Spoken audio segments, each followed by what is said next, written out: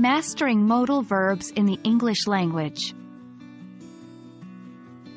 Hello, dear learners. Welcome to another exciting video on our Grammar Fundamentals series. Today, we're taking a deep dive into the realm of modal verbs and their usage in the English language.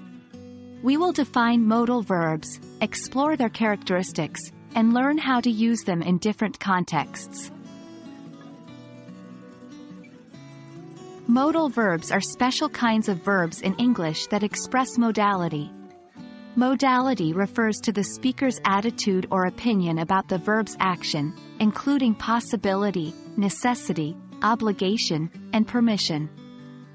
Examples of modal verbs include can, could, may, might, shall, should, will, would, must, and ought to. Modal verbs in English have some unique features that distinguish them from other verbs. Firstly, they never change their form. You won't add s, ed, or ing to these verbs.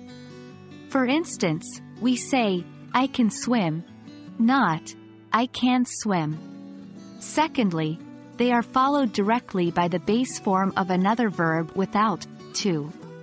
So, it's, he can swim, and not, he can to swim.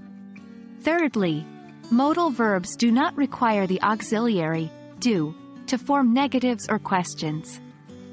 We say, he cannot, can't, swim, and, can he swim? Modal verbs are used to express a variety of meanings in English. Possibility or ability, can, could, may, might. Permission, can, could, may. Obligation or necessity, must, have to, ought to. Advice or recommendation, should, ought to.